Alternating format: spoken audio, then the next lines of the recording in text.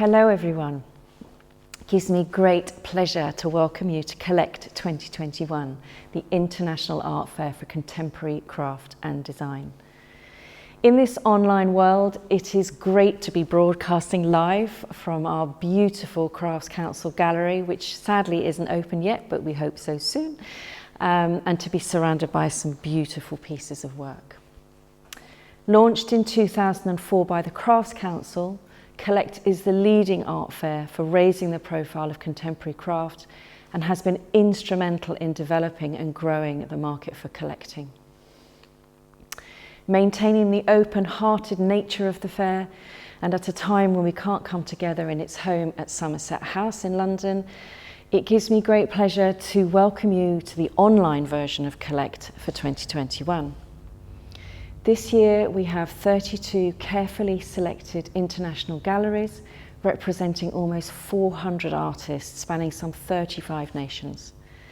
The exceptional works for sale at Collect can be viewed at the online art platform artsy.net, and the link will be displayed at the end of this talk for you to go and enjoy and visit. So today I'm so pleased to be introducing a wonderful event by our associate supporter for the fair, the Loewe Foundation. This is the 4th year of the association with Collect, and as always, it's an utter delight to work with the foundation, with Sheila Loewe and her team, where there is always been this incredible shared ethos between us in championing excellence in contemporary craft on an international level and supporting the extraordinary artists behind the work. The Loewe Foundation launched its prize some 5 years ago to great acclaim, and I was lucky enough to be part of the launch at the Design Museum in London, so this relationship has a particular special thing for me. The reputation of the Loewe Foundation Craft Prize has grown considerably over this time, and it's now become one of the most respected prizes in the cultural calendar. So I'm now going to hand over to the wonderful Sheila Loewe, President of the Loewe Foundation, and Anachu Zabal-Biaskoa, Chairwoman of the Loewe Foundation Craft Prize Jury. Sheila, over to you. Thank you very much, Isabel, and good afternoon, everyone, and thank you for joining us today. The Loewe Foundation was created 33 years ago to support different cultural activities. Nowadays, we are supporting poetry, photography, dance, art, design, and of course, craft. The whole team at the Loewe Foundation is very happy and proud to continue our collaboration with Collect for the 4th year. In today's talk, we will discuss the boundaries of craft, its relation with technology, new materials, art, risk, legacy, and contemporary culture. I would like to thank Takeshi Yasuda, Chan Yan-sun, Patricia Dominguez, and Harry Morgan, all finalists of the Loewe Foundation Craft Prize, for joining us today. A very special thank you to Anachu Zabal-Biaskoa, Chairwoman of the Loewe Foundation Craft Prize Jury. I leave you now with our very special and interesting speakers. Thank you very much, and thank you very much to Isabel and to Collect. You know how special and important this collaboration is for all of us. Thank you very, very much. Hello, everyone. This is, as you can tell already with this start, this is the 3rd time we have a conversation in Collect, hosted in Collect, but obviously it's the 1st year that we hold it online. So I will start by apologizing for any problems we might have, or I will end up celebrating if we have few little problems. Now, the good side of the story is that normally we are able to speak for about 100 people. We can fit 100 people in the theater, in the auditorium when we talk, and this year we have more than 500 viewers from their homes all over the world. So welcome you all. As Sheila Loewe said before, we are going to talk about something that we really like at the Loewe Foundation, which is artistic ambition.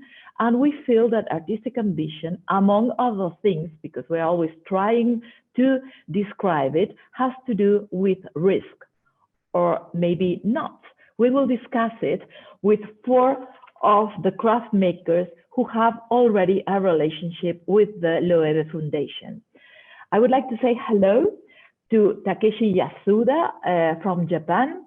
He's a potter, he's a ceramist from Japan, born in Tokyo in 1943.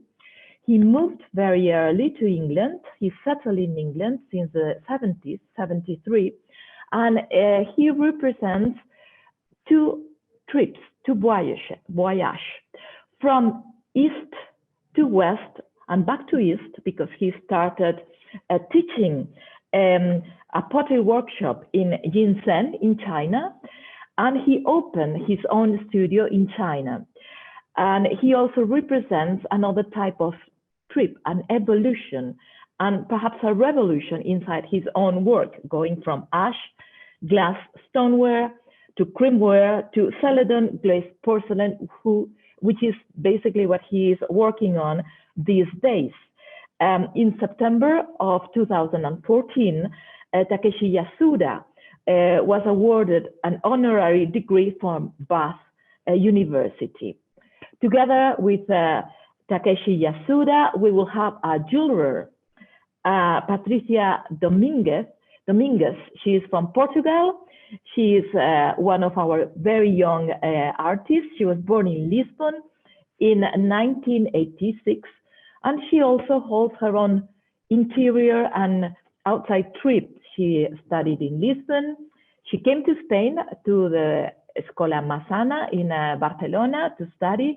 She later traveled to Germany, where she, being already a goldsmith, she became an expert in gems, and she studied as well in Tallinn, in Estonia.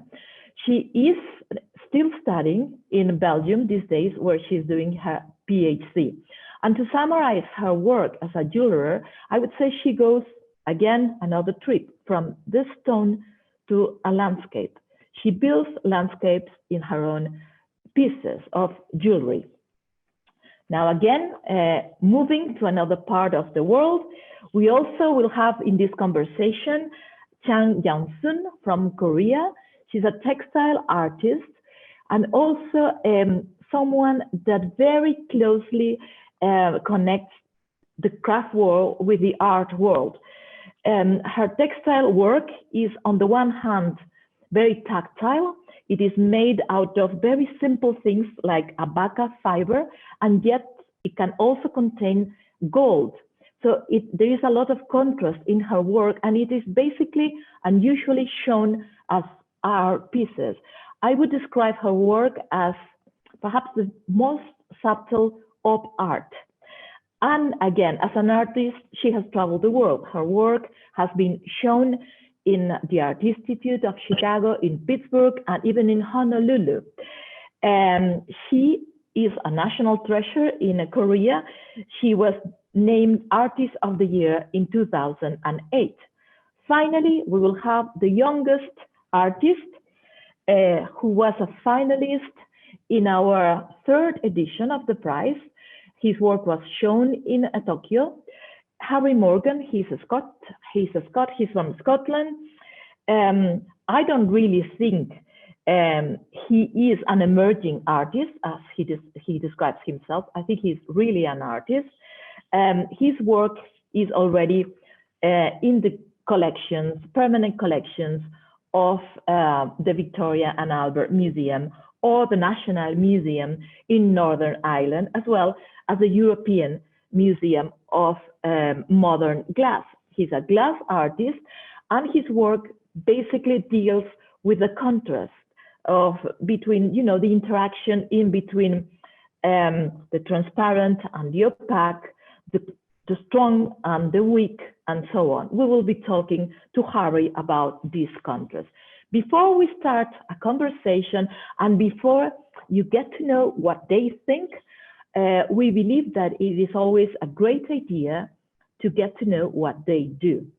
So they have prepared 4 videos. Altogether, they will last for 17 minutes, and I recommend you to watch them very carefully because they are a jewel to watch and perhaps the best part of this meeting.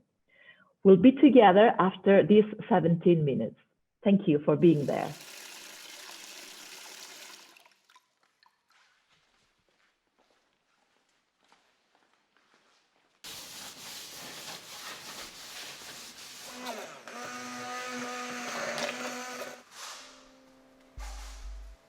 That was when I was 19, when I decided to do design.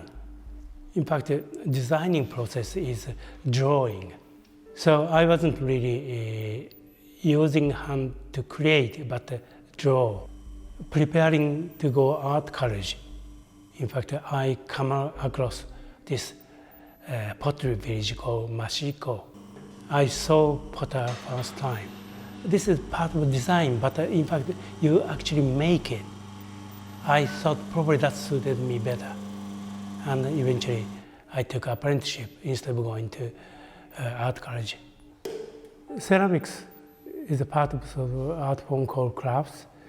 If I generalize it, there's 3 things important for this activity. Intention, what to make, which material to choose. That is a very important part of expression. What process it takes is, of course, how to make, what sort of tools to use.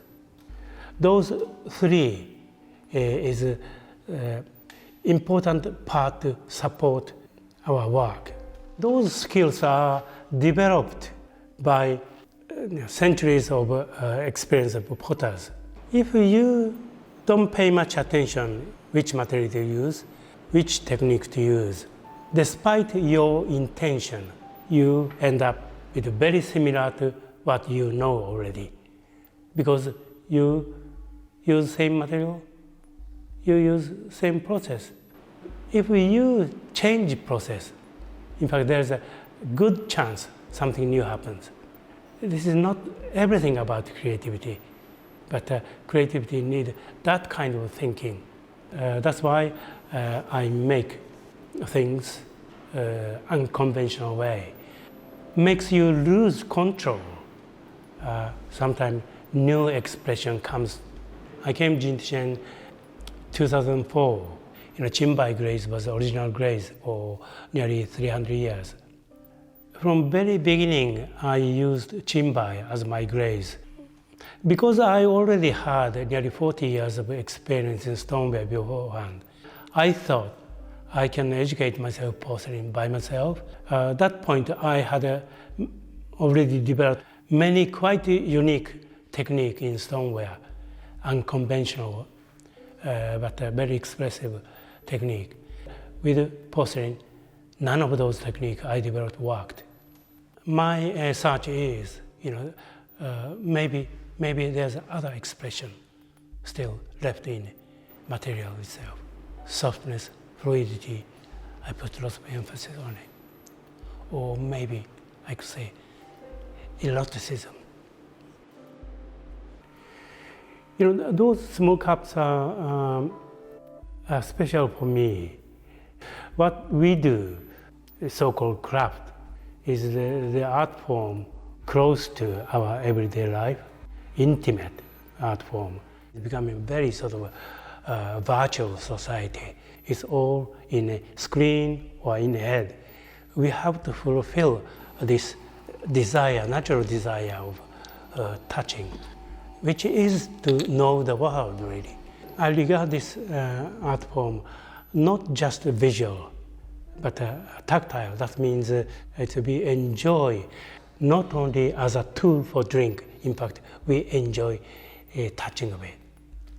Traditionally, we make cup first, trim feet or add feet later. We don't think any other way. In my sort of middle age, I begin to realize the other way around. I throw these feet first, then I made a cup which suit that feet. Then something new happened to me. In my youth, general aesthetics was already very modern at that time. Showing off technique alone is not artistic or aesthetically high. Art is not necessarily made by precious material or very exquisite skill. Rather avoided porcelain because porcelain was a precious material. So I used much more coarse clay, darker glazes, and then try to make art out of it. So I grew up with a time of exploring new values. But in fact, that created new prejudices. Precious material and exquisite skill cannot make art. Now I use porcelain and sometimes I use gold. In fact, that is a new challenge, that's what it is. Not dependent on precious material or more humble material or exquisite skill or more free expression. Those things doesn't really assure you make art. Art is something beyond.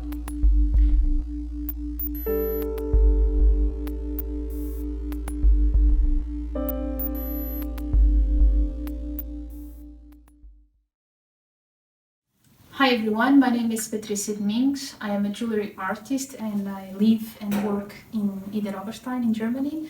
Simultaneous that I have been investigating these natural stones, I have also been fascinated by artificial materials like reconstructed stone.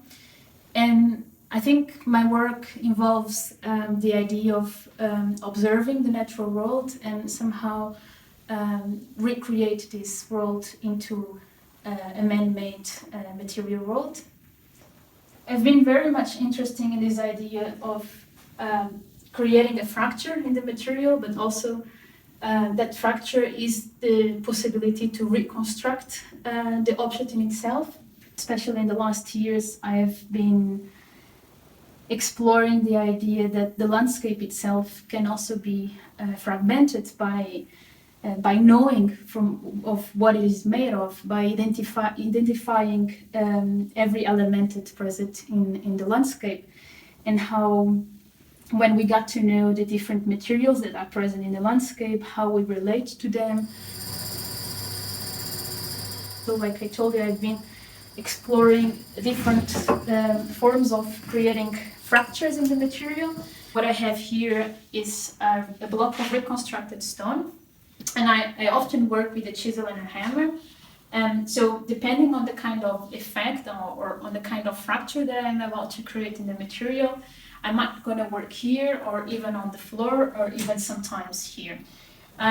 Here I know, for example, that my weight is going to play a role in the kind of fracture or even in the intensity of the fracture that I'm about to create.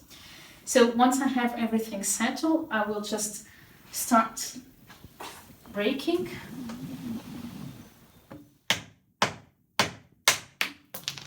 It is very important for me that I work in silence because first I need to hear where the fragment is going to jump over, but I also need to hear how the chisel and the hammer are hitting the material because depending on the sound I can more or less know if I'm about to create a good fracture or a bad fracture.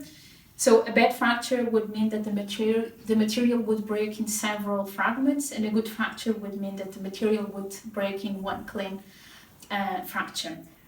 So I will show you, I already have here a few fragments that I have broke. So what I'm looking is for this kind of, when the material perfectly fit on each other. So if I repeat this step many times, what I'm going to achieve is something like this. And it's always the moment where a piece is ready or not is always intriguing. I never know how farther to go and when to stop, so like the process of deciding when exactly is a piece ready is very sensitive, and sometimes I can spend days deciding if I add one volume more or not. And those pieces, yeah, they stay in my studio until one day I look at them and I can create a family. And yeah, and with this family, I can work on sort of this kind of installations where one kind of material starts to playing with the other material.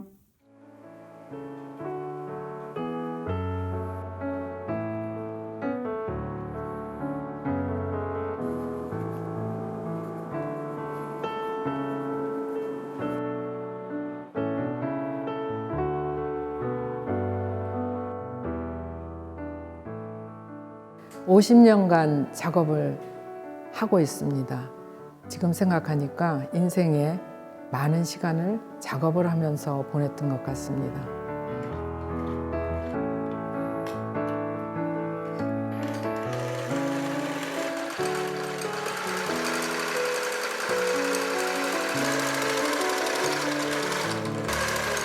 저의 작품의 배경에는 인문학이 자리하고 있습니다.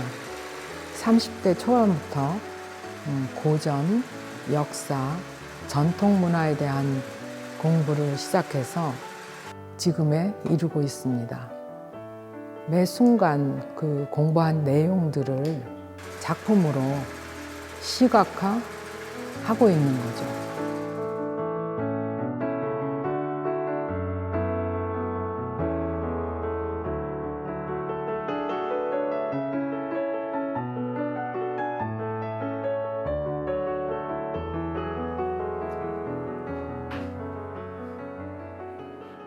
최근에 작품의 재료가 아바카에서 테프론 메쉬로 바뀌었습니다. 그리고 제작 과정은 재봉에서 접착으로 바뀌었지만 2000년대부터 지금까지 동일한 주제인 인간의 몸과 마음을 표현하고 있습니다. 한국 전통 여성 복식의 무늬를 찍는 금박 기법과 사경에서 영감을 받았습니다. 전통 기법은 시대가 변함에 따라서 잊혀져 가고 있는데요. 현대는 물질이 발달해서 대체할 수 있는 것들이 많아졌습니다. 저는 저의 경험과 실험을 통해서 대체할 수 있는 물질을 개발해서 사용하고 있습니다. 이것이 전통의 현대화라고 생각을 합니다.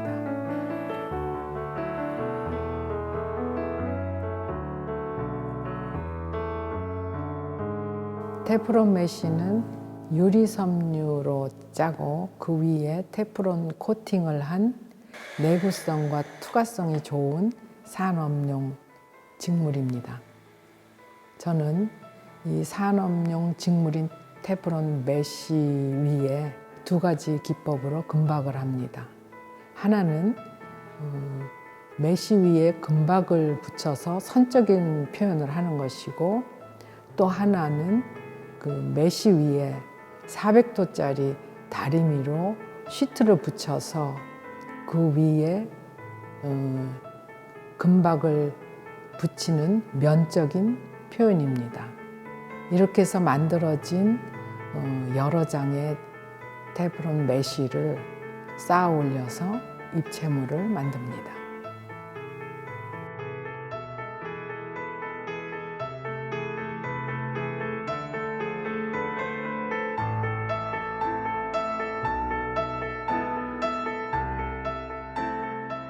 나에게 공예란 내 생각을 시각과 촉각의 두 감각을 극대화시켜서 표현하는 것이라고 생각합니다.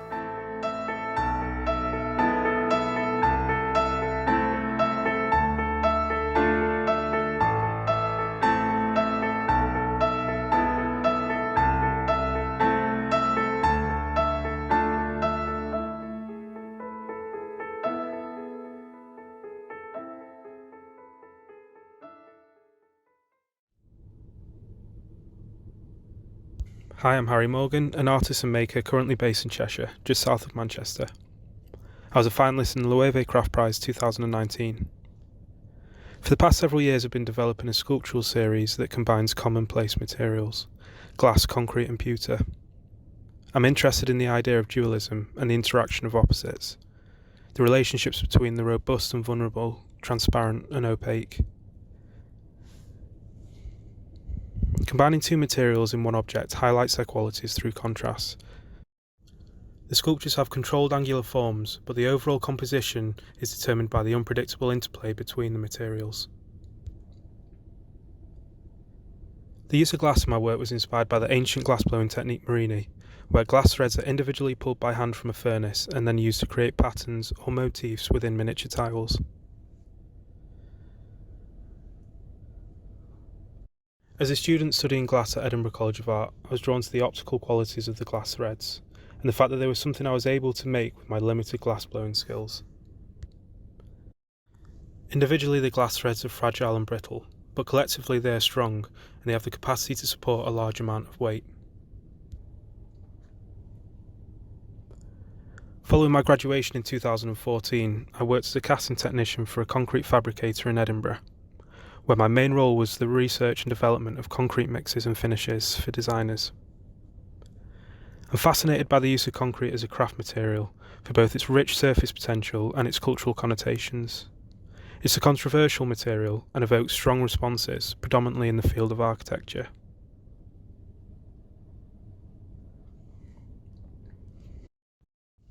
The pairing of glass and concrete is far from unfamiliar. They are the two most important and ubiquitous man-made materials ever invented, with heritage that span over 4 millennia. The sculptures are made through a combination of old and new processes. Once the glass is arranged into a structure within the mould, the concrete is cast over it, binding the threads together as one object. The casts are left for 2 to 3 weeks to cure. The amount of curing time not only affects the strength of the concrete, but also the depth and variation within the surface. After demoulding the objects, the concrete is ground and polished to achieve the final form. The concrete is sometimes acid etched to change the tones and texture within the surface. Many of these finishing techniques cross over between both glass and concrete mediums. The loose threads are removed from the object, and the remaining glass is UV bonded at the base. By juxtaposing these materials and processes, I aim to create objects with a sense of harmony and balance. I've been fortunate enough to be able to continue working throughout lockdown, developing a series of 2D concrete works, looking at the effects of temperature and curing time on the patina of the material surface, and I hope to exhibit these in 2021.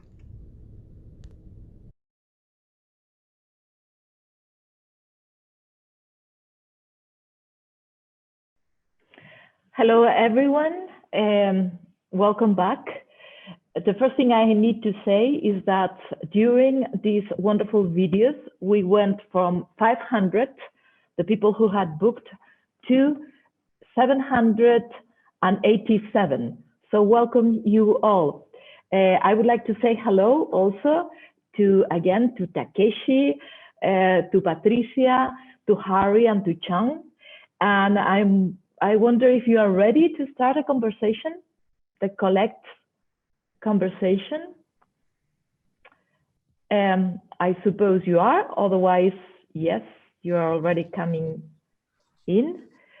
So my first question this year is going to be on risk. I'd like to ask the 4 of you, beginning with Takeshi Yasuda. We will follow, just for this first question, the order of the videos, so that the audience gets more or less closer to, familiarizes with you. So the first question has to do with risk. How important is it to risk? And perhaps, Takeshi, since you mentioned it in your video, you could explain how to lose control and why. So I give it to you, Takeshi Yasuda. Well, first of all, I have to explain my background. Are you listening to me? Yes. Okay. Yeah. Okay. Thank you. I was I started pottery in 1963. 60s in Japan, in art and craft was a very liberal time. So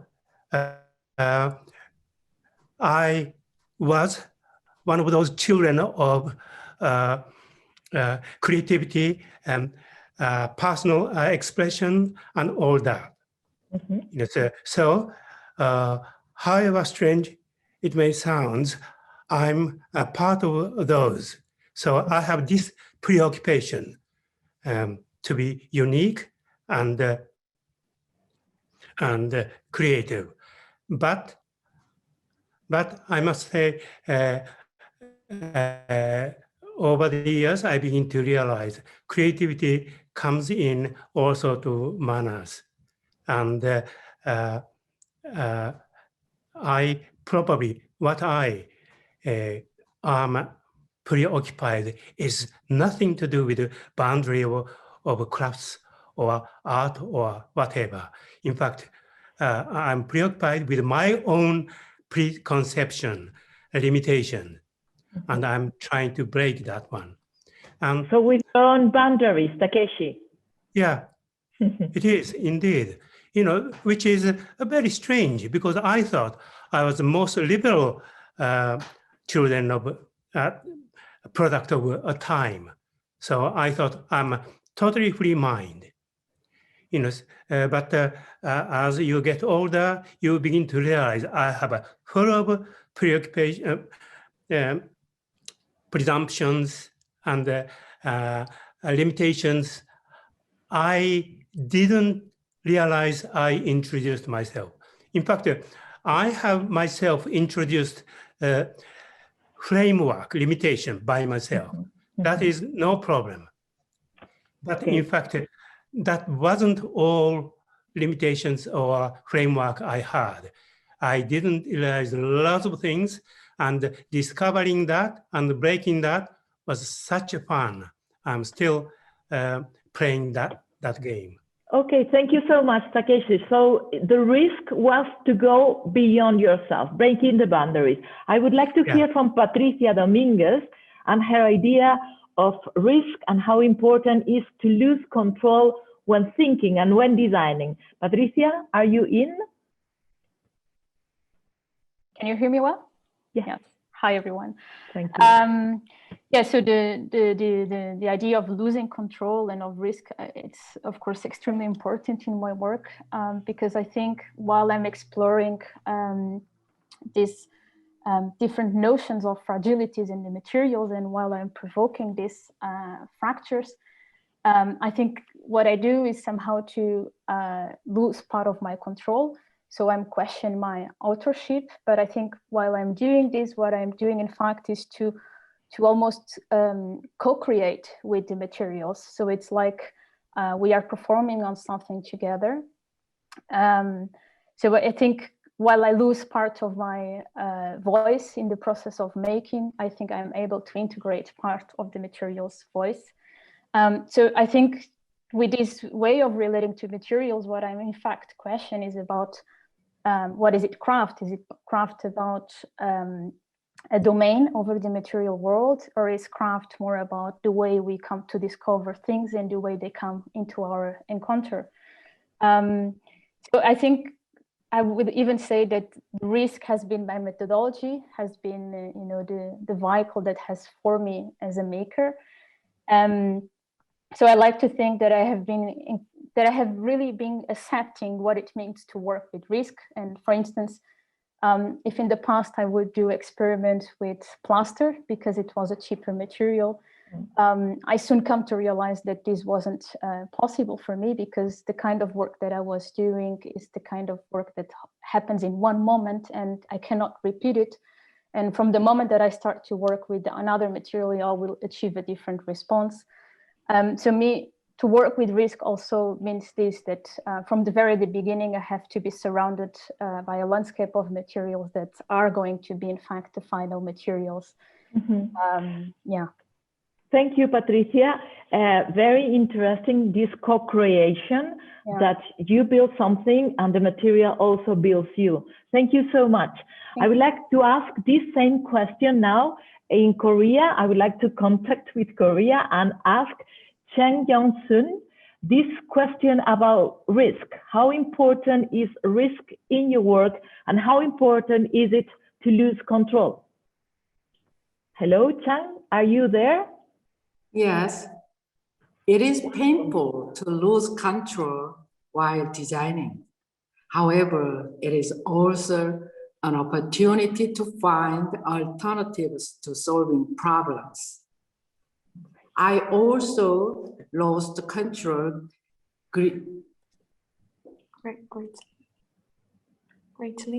in my 30s and 50s, and even now, I sometimes lose control. Whenever this happens, I find control by studying Eastern philosophy and do mindfulness meditation. Recently, I have been making new attempts to use tapered mesh, following my signature work, Abaka. New attempts give me creative energy, which gives me strength to continue the work. Wonderful, wonderful. So I understand risk for you is a creative energy. Thank you so much, Chang.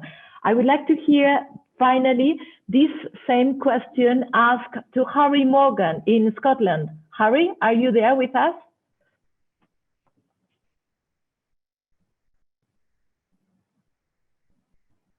Maybe Harry is not there.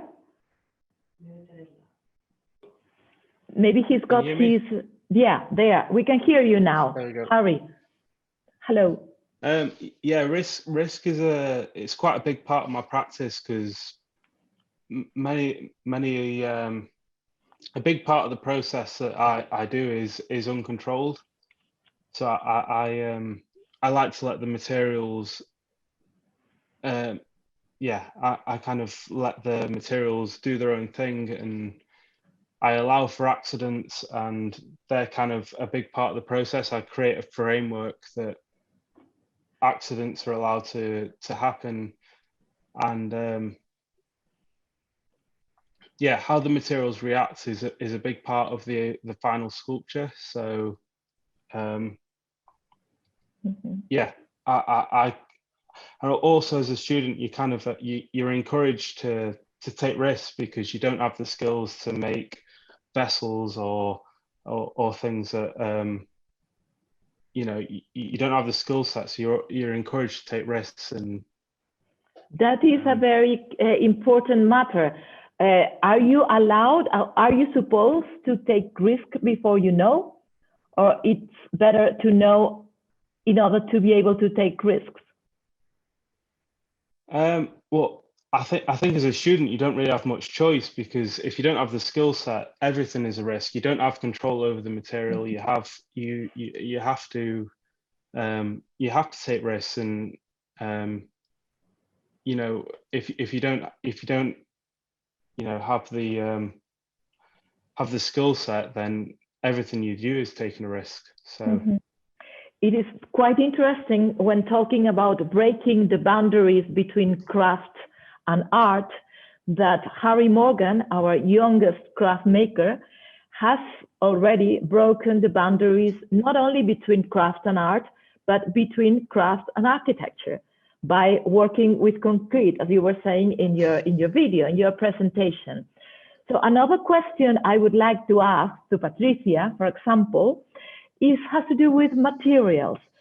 In Harry's case, it's quite clear. Is there any material that is riskier than another? Are precious materials easier to make art? Any material can be used. Are non-precious materials riskier to use? What is your view on that, and how did you choose the material that you work most with? Stone, Patricia. I think I'm not afraid of expensive materials.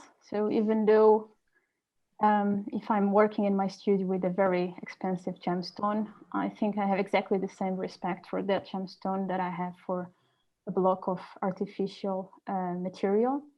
But I would say the risk in my materials are most of the times related with the hardness, because harder the material is, harder for me is to interfere with the surface and to reach the core of the material. Whereas if I'm working with more soft materials, I can sort of control more my actions. And so the hardened materials are the ones that probably are going to react in a more unpredictable way.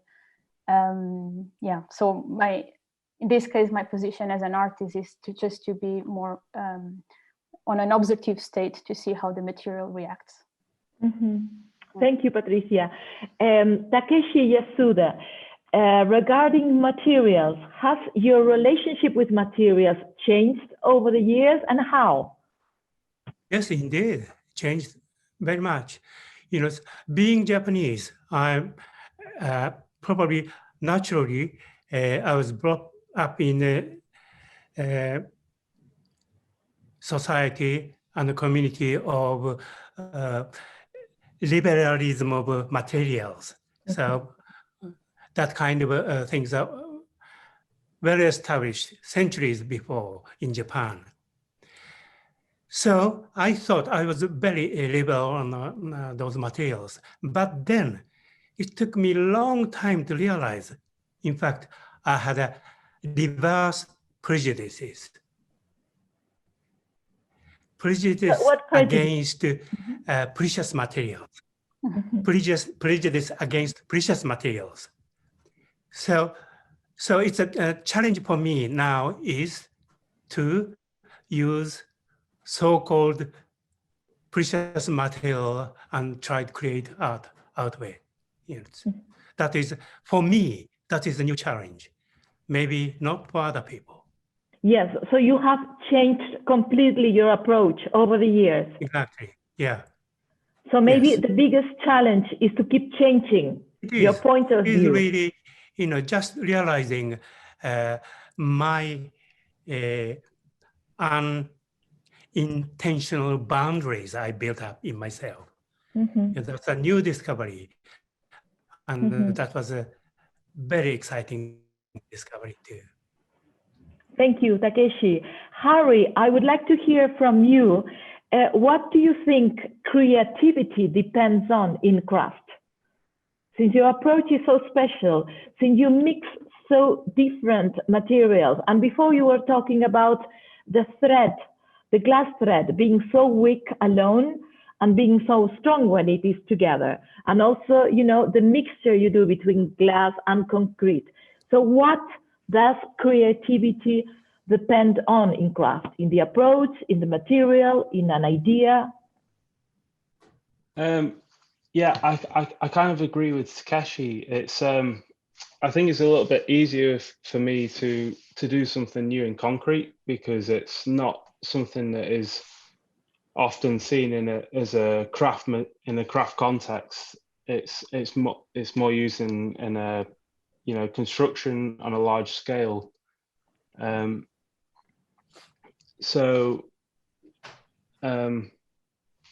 Yeah, it's kind of, yeah, I don't really know how else to answer that question. I'm working with a new material that kind of hasn't been used in the craft context, and maybe Harry, we can try to answer it in a different way. When you have an idea, for example, when you had the idea of mixing glass and concrete, what made you think it was a good idea? I was part of a project at Edinburgh College of Art when I was studying, which was a collaboration between architecture and glass, and before that, my family they come from a construction background, so I had worked with concrete before, but I'd never used it in a sort of a small scale, refined way, and yeah, I'd working with the glass threads, I'd kind of wanted to work in a way that it would bind them all together as one material, and concrete. Yeah, concrete just seemed like a suitable fit for me. It's very interesting what you just pointed out, the fact that your family comes from a construction background. Now, my question to any of you would be, how much of you and of your life is in your craft work? Yeah, that was something that I didn't realize until it was retrospective. I didn't realize until afterwards, but I was always drawn to the material, and I'd worked with it before, but it was kind of, obviously I'd worked with it in, you know, I'd been a labourer working for my dad. It was kind of retrospectively that I thought that this is like a material with a lot of potential, and in the same way as ceramics, it's kind of, you know, the way the surfaces behave depending on how you cast it, it's got a lot of potential, but it doesn't have the same sort of, in the hierarchy of materials, it's not as well respected. So that was one of the things that drew me to it. So Patricia, are you also in your work? I think a lot of the lines and the fractures that I make in the material, somehow they are connected to the dictatorship past of Portugal. My father had many connections, unfortunately many connections with the colonial war. So I think from very young, and also he was a photojournalist. So from very young, I grown up in this landscape of pictures where I could see strong political events taking place. And so I think these lines all over the landscapes taking control, and this relationship between the colonial past between Portugal and Africa.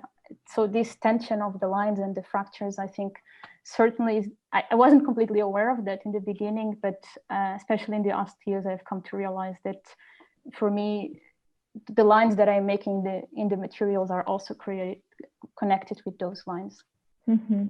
We have talked about being in your work. I would like to ask Chung Yeon-sun, what about the other way around? How important is it to follow fashions or trends, or to avoid them? Chung, could you please answer this question? Yes. My philosophy of art is that the importance of life and everything else is connected as one. Because I live in the modern world, I can turn away from trends. However, what I value the best is expressing my inner language in a visual language. Thank you. Thank you. What about the rest of you? What is your relationship with trends? Do you try to avoid them? You not look at them? Do you pay attention to them, either to follow them or to avoid them? How do they affect you? Any one of you? Maybe Takeshi, Yasuda? I never had time to pay attention to trend, I'm afraid.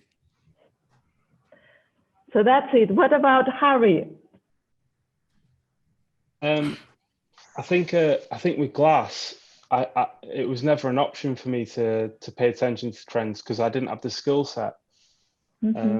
A lot of glass making it's building on the tradition, and people learn the skills, and that was, I never got to a certain level where I was able to make vessels or cane work, or so I had to work with what I had, and one of the only things that I was able to make was the glass threads. So I was like, those are the things that interested me. So I thought, how can I use these glass threads, and how can I make objects? And Patricia, have you ever, because I mean, after all, it's a wearable art, what you build. jewelry. Mhm. Well, but I also think there is always this idea that we have to look at trends as something negative, but I also think looking at trends also means that we are sensitive to the times where we live. And I certainly don't think that a craft person should be, enclosed in their studio, only doing what they think is the right thing to do. But I think for me, I see myself as a sensitive being, and of course, the things around me affect me. Some are expressed in my work, some don't. But I think trends are just a reflection of our society, and therefore, I think, at least I like to think that it's important to at least look at and consider them as well. Mm. So we are going to let the 800 viewers that we have ask you questions. We are going to use this last perhaps 12, 13 minutes to do that. So I would like to ask Isabel if there are any questions from the audience, or shall I keep asking questions? No, that's great. We have got some questions. Forgive me, sitting here with my laptop. So we have a question here. I would like to know, how has the last year of the pandemic influenced the artists' practices? So who would like to answer that? Perhaps Harry was saying that it was very productive for him. How did the rest of you feel?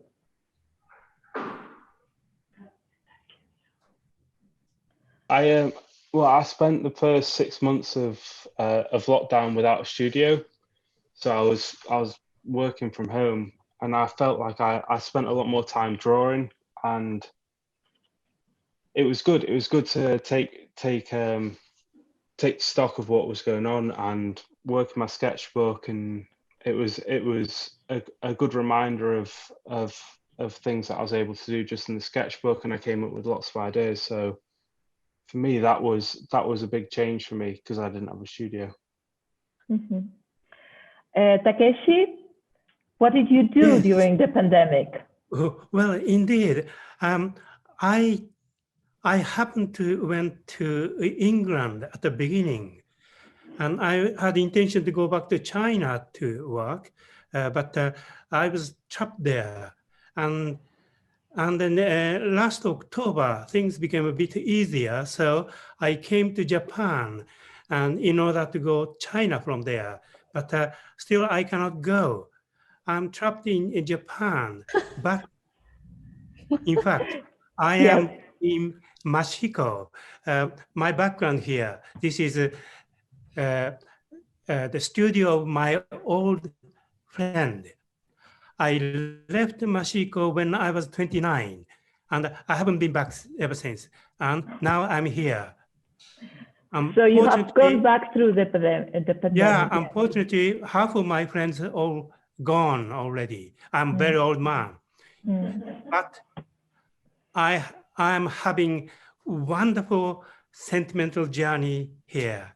Another journey, Just yet another one. To remember how young we were, how crazy we were, and how shared passion of ceramics in my youth. It's just wonderful. Wonderful. Isabel, do we have any other questions from the viewers? We do. I think this is one for everyone. So, Anachu, point this to whoever you wish. Do you pre-design your ideas before beginning a piece, or do you just go with the idea from your mind and see where it takes you? How do you feel about answering it, Patricia? I rarely design my pieces. I sometimes dream about them, but really not that often. So really, when I enter in my studio, I never know what I'm going to do that day. So what it inspires me is to be in my studio, surrounded by materials, by things that I like it. And it's by interacting and by breathing this atmosphere that ideas come to me. Yeah. Thank you. Isabel, we have time to take one final question. Oh gosh, which one? Choose. It's a difficult one. Maybe two. I think it's. There's one I can kind of combine actually. I think people are obviously really enjoying this conversation around risk. So it says the availability of inexpensive materials, does that free you up to take more risk? In other words, are there economics to the risk, and also do environmental aspects play a part in your materials? So who would like to answer this question about environmental aspects in your choice of materials, or where is the risk? You know, we have dealt with people whose work changes because it is alive. Who would like to answer this question on materials? I can answer. Yes, Harry. Or Patricia as well. Afterwards, Harry. Yes. Go ahead, Patricia. Me first. And I was just going to say this environmental question for me is always so delicate, because I have the feeling that no matter what I do, it's going to end up being controversial, because you know, if I work with gemstones, this means those gemstones are being mining, and not always I know about the conditions, how they are being mining.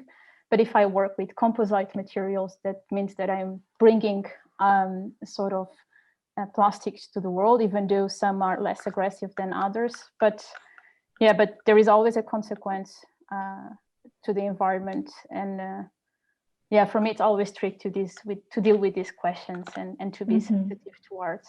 Yeah. Harry, thank you, Patricia. Harry, would you like to add something or anything to that? Yeah, I think concrete specifically is it's a controversial material because producing cement is bad for the environment, but there is a natural way of producing cement that isn't so bad, and it's obviously a lot easier to play an experiment with something that, you know, to make something out of glass, you're paying £250 a day to hire a studio to experiment, whereas with some concrete you've got sand, you've got cement at your fingertips, and you can, you know, you can explore without, there isn't as much risk. So I do think it definitely makes a difference. The economics. Isabel, thank you, Harry. Isabel, do we have a final question? Yeah, I think this is a lovely question. What advice would you give your younger self at the start of your craft journey? Wonderful question. Perhaps one of the eldest ones have to answer. Anyone? Sean, Takeshi, who would like to answer this question? I didn't catch the question, sorry. What advice would you give your younger self, Takeshi? That's a good one, isn't it? Yeah, I think the only advice I can give to myself, just go for it. Just go for it. Nice. Just go for it. That's a great way of finishing. Thank you, Isabel. Before handing the word to Sheila, I would like to thank you all, the four of you. Of course, the 800 people that are watching from home. I would also like to summarize just in a nutshell. Takeshi Yasuda talked about the need to change and to lose control to have a good chance for something new to happen. Patricia Dominguez talked about the idea of creating families with one material, from going from the cell to the whole, you know, from the stone to the landscape. And she also talked about the idea of co-creating together with the material, not just creating, but being created herself as a craft maker. That was a wonderful, thank you, Patricia. Chang Yong-soon talked about the modernization of the tradition, and she said that losing control is an opportunity to solve problems. She also mentioned this relationship that there is between the person and its work, therefore the importance of life. And Harry Morgan also emphasized the relationship between your own world and whatever you do.